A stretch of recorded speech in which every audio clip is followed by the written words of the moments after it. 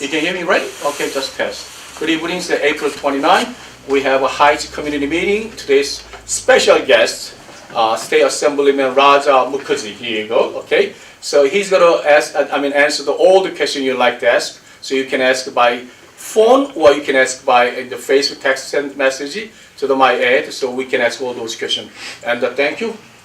Thanks. Assembly, so now, okay. Thanks for having me. Yes, it's our pleasure, really. You know, it's actually a good opportunity to me that a lot of people ask a certain question, so belong to the actually state. Can you introduce you first that which community you involved, so on, so people were there, and even 33 districts, what areas cover, you know? Sure, Yeah. sure. Excuse. Time actually flies. I realize I'm running for my fourth term now. believe it or Fourth not. term? Yeah. It's 2013. Wow. Excuse me, Yes. I prefer like if you can explain what is actually the assemblyman can do Yes, for community and what kind of thing you can help them. So Great. then people can send you the more questions or. Okay, great. Yeah. So first thing, so he's a district. Introduction, There's a 33 right. district. Yeah. Sure, yeah. So then the role of members of the Assembly, members of the Senate, we're the state legislature. So you have Congress in Washington that passes the laws at the federal level. We're the state legislature. We write the laws. The governor can sign or veto them, depending on the circumstance, or conditionally veto them. Basically, we write the laws at the state level, and we can also perform constituent services. So anyone who lives in my district or outside of it, depending upon the issue, we can help connect them with state agencies. We can fight with state agencies on their behalf. We're the state legislature. That's the role of the Assembly and the Senate. Yeah. So the 33rd legislative district, the Fighting 33rd, is completely within Hudson County. It's actually the smallest geographic district in the state because we are so densely populated here, and we're so densely populated in Hudson County. All of the districts have roughly 230,000 people or so, almost 250,000 people. But I only have 4 municipalities in my district because we're so densely populated. It is Jersey City, parts of Jersey City.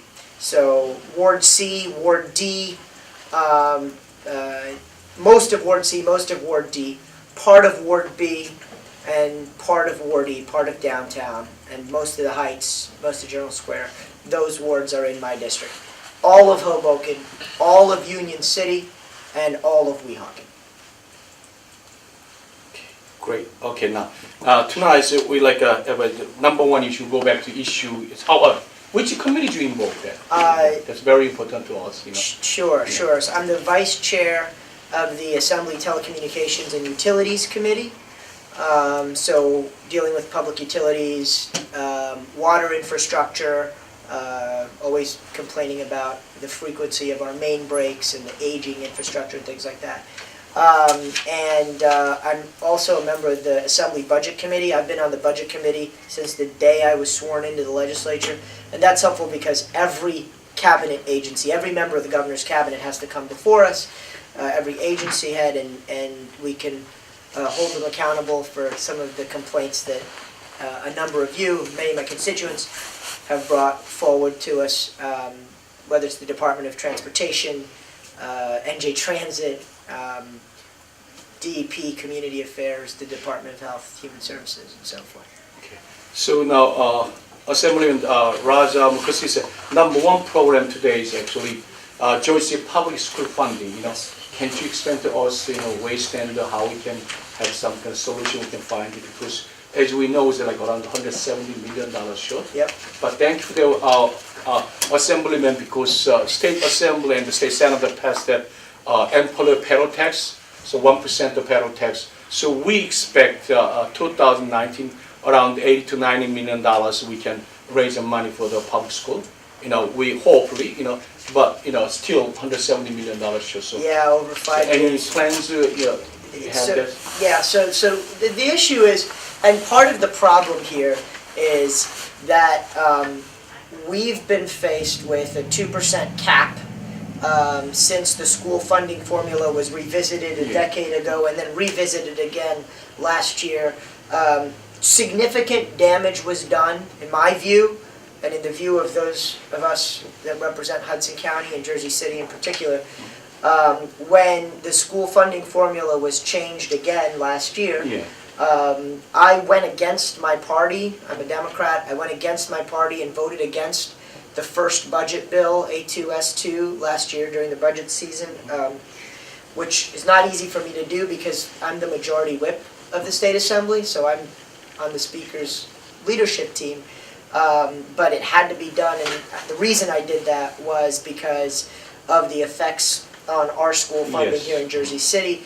Unfortunately, wasn't enough. It still passed, and that version was changed.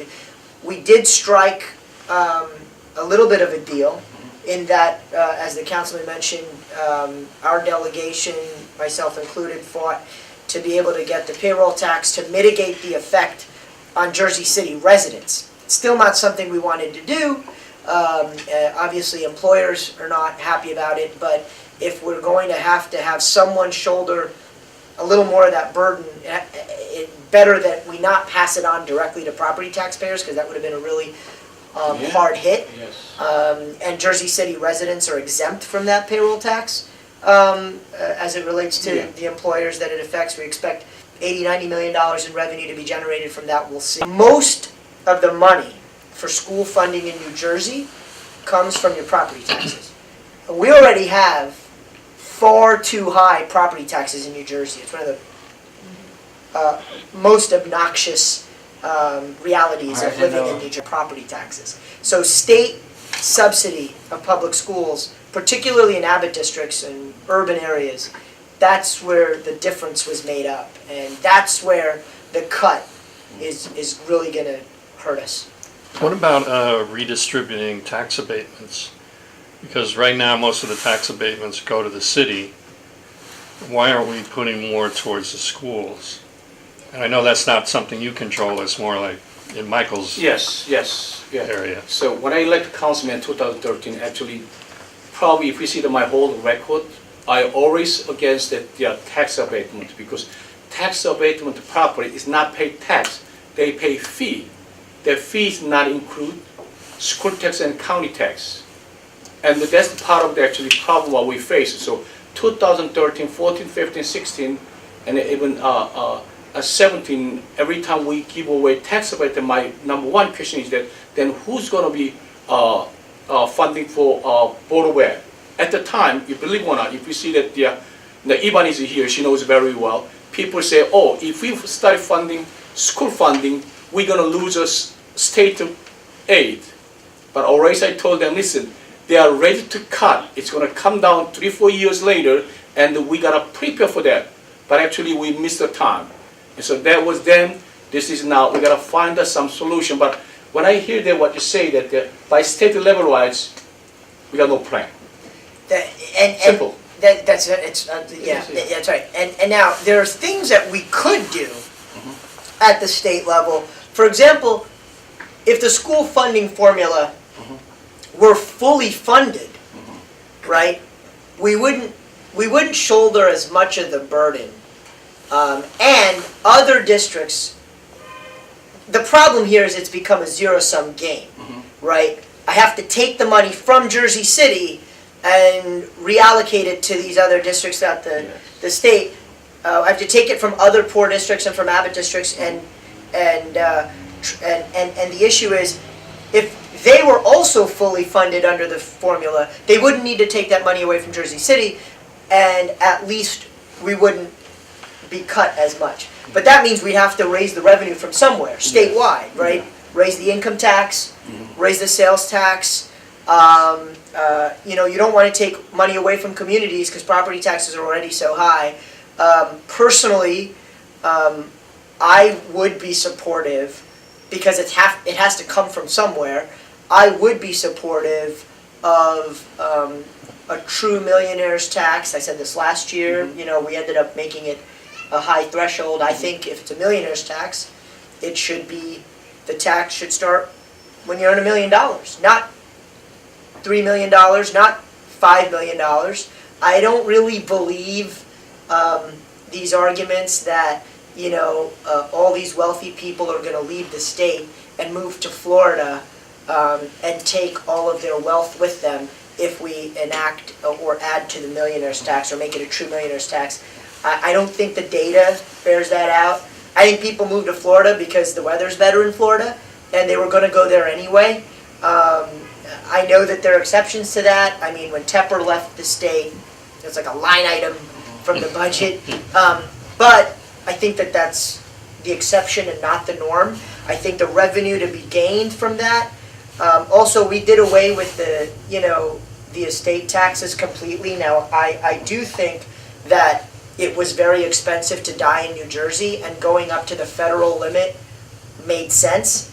But doing away with it internally, I don't think people should be complaining about what they're going to pay in taxes when they inherit $100 million. I think you should be thrilled you just inherited $100 million worth of an estate.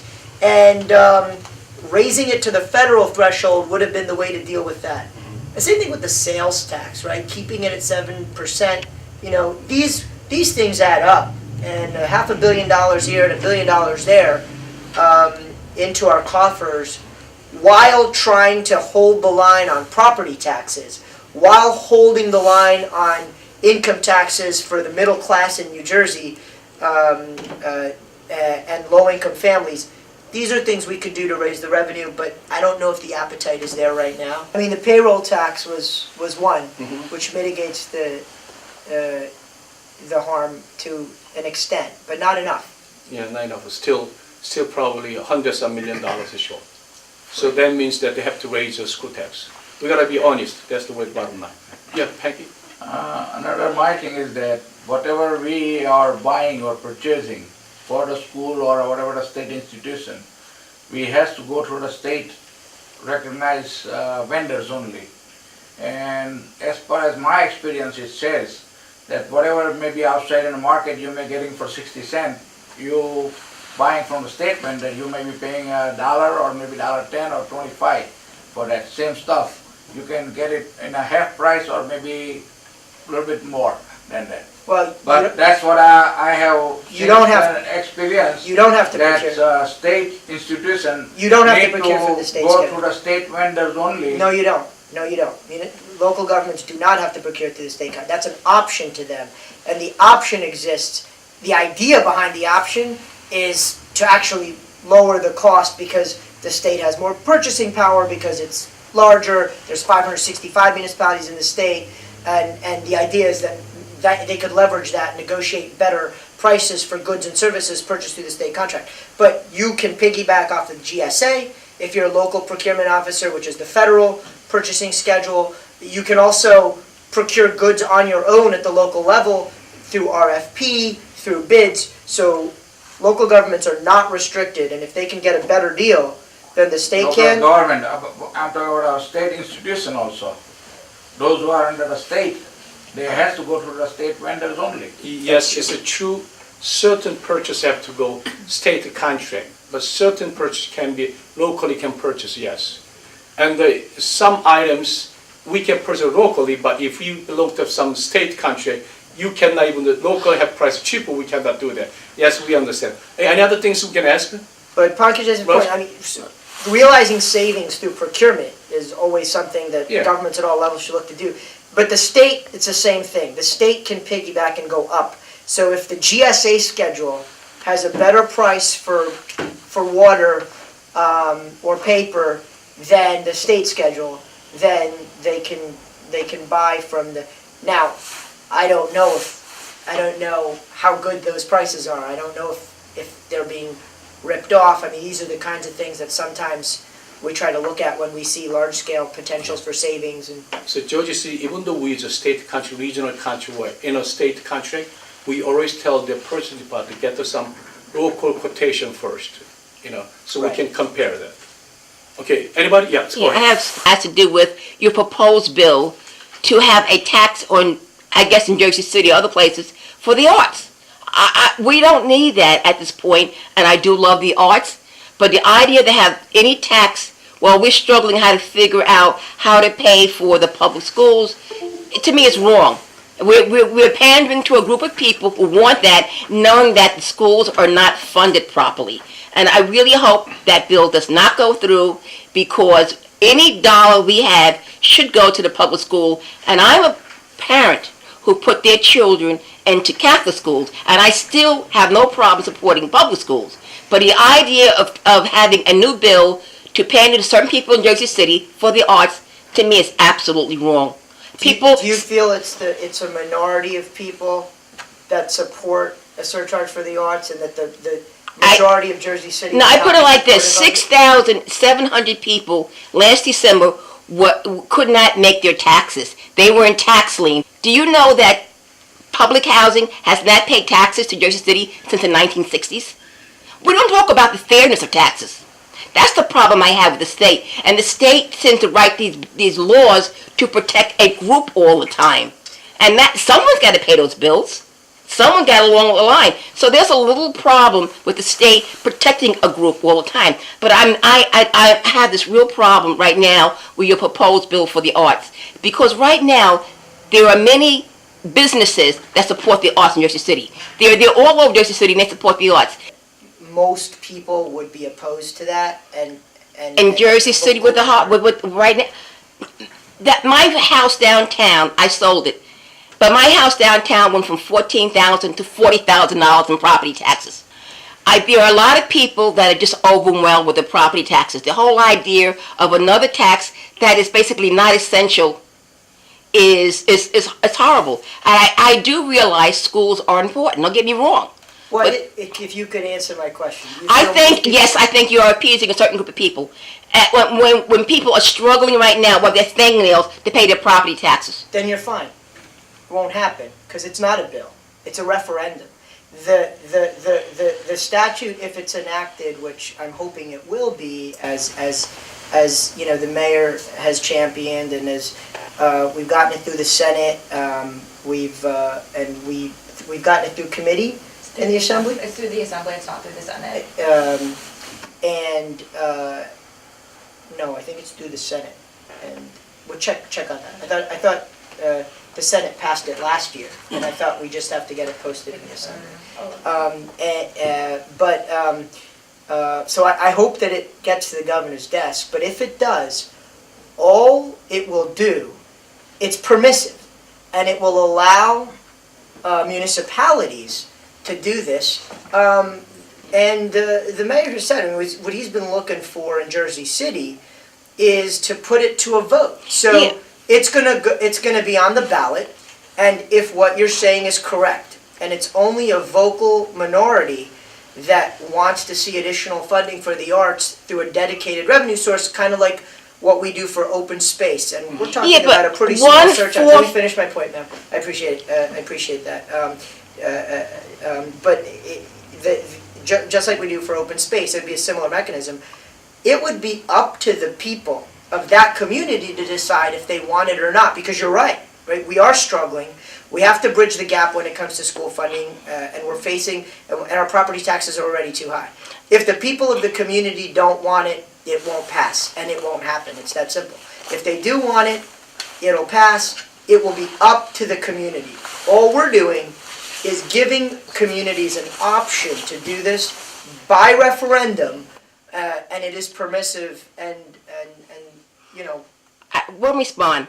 okay. Rent-controlled properties do not get a tax increase, but they vote.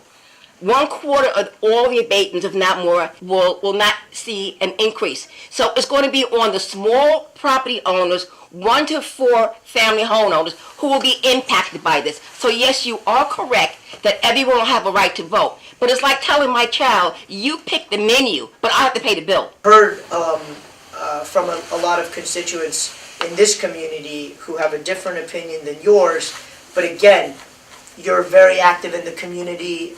I'm appreciative of that. You and others who agree with you will have the opportunity to get out there and push back on it. And supporters of arts funding can support it. And again, it'll be up to the community to decide. But Right. all the bill will do at the state level, if the governor signs it into law, which I hope he will, is going to give the communities the option. That's all. But it's not fair and it's not balanced on who's going to pay for it, and that's my problem. Okay, so now, next one, any, you want to ask something about the school funding? Oh, no, done with that. Okay, done? Barry, anybody ask question? One of the questions that were asked is that there've been reports of a move to have Governor Murphy removed through a recall. How realistic of a chance that there is for that? Like, what are the chances that would be successful? I would say that's very unlikely. I think he's a progressive, hardworking, extremely talented, detail-oriented governor.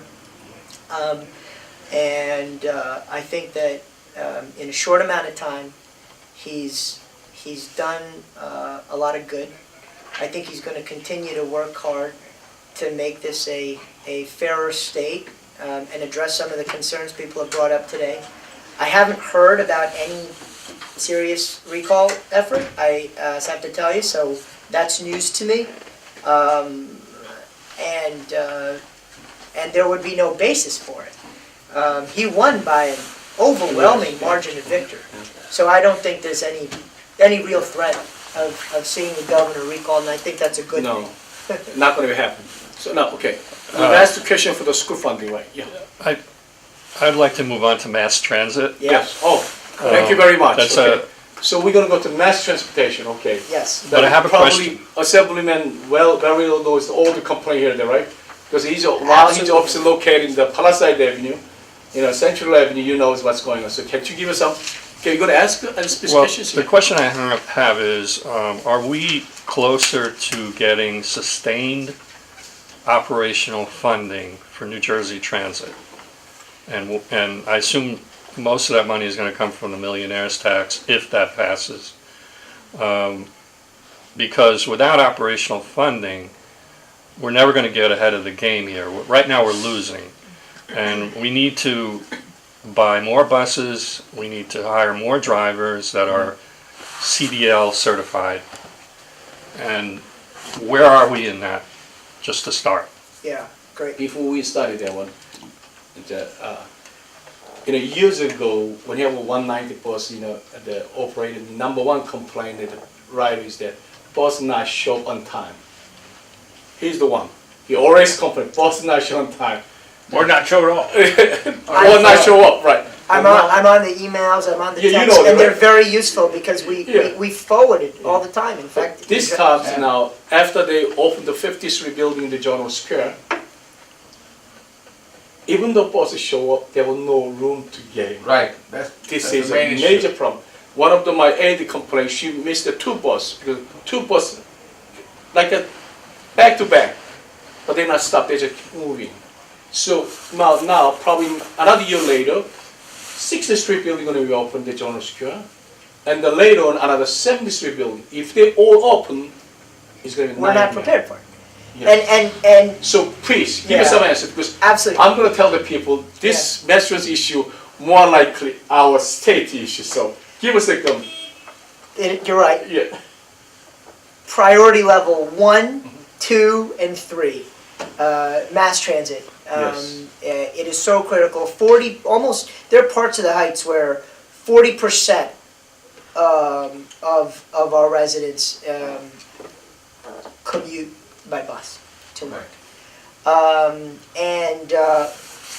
We have this problem where we've had really, really large increases in terms of ridership.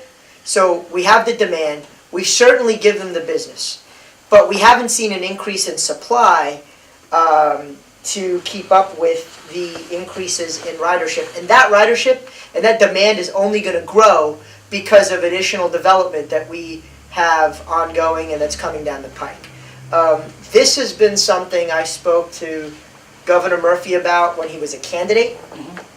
This is something that I have talked about both in the budget committee and behind the scenes while caucusing in the budget committee.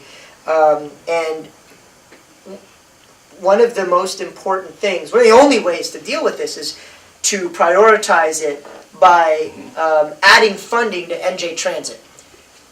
The governor promised to do that, and this is an area, going back to that last question, where he came through. And he came through for Hudson County in his first budget proposal by investing real dollars Okay. in NJ Transit because we needed a subsidy Yes. in order to see these additional services. Now, we'll see a temporary, we'll see the burden being temporarily alleviated, right? We'll complain about certain routes. We'll complain about, jitneys being unable to fill the gaps, and we'll complain about privately contracted carriers like Academy, who are contracted by NJ Transit to provide certain service, and their inability. I come from a family of immigrants, and in Calcutta, India, Saint and Mother Teresa's hometown and my own, right? We have these double-decker buses where people are look like they're falling off because they're so. There are pictures in the United States on Palisade Avenue in the Jersey City Heights where the buses are so overcrowded they could be confused with a double-decker in Calcutta. I'm not exaggerating. Kern knows it because he sent me these pictures. And there are times where they have to miss stops, and people are left waiting, especially during peak periods, because the bus is full. And it feels like every time we've gone back to them for solutions over the past several years, and under the current leadership at NJ Transit, under the current executive director, and under the current governor, we're seeing, I think you'll agree with me, we're seeing certainly not the solutions we need to see, that we're demanding to see, but we're seeing a little more responsiveness than we have in the past. Unfortunately, it's a complex issue, and there are short-term solutions that we need to pursue, because part of the problem is these buses back up. We need a new terminal in the city, and there's a backlog that results from it. There are things we can do to split up certain routes, to divert away from other communities that'll lose it, but everything in state government, everything in a $30-something billion budget is about triage. And when you can't create a bigger pie for some of this stuff, when you can't bring in additional revenue, you're taking away from somewhere else. My point is, and being a legislator, it's partly a parochial game. I represent this community, but you know what? Hudson County gives more business to transit. Yeah. And so it's actually more sensible for them as an agency, economically, to see a return on their investment, to invest more in terms of the routes, in terms of the availability of services, where we're going to be filling up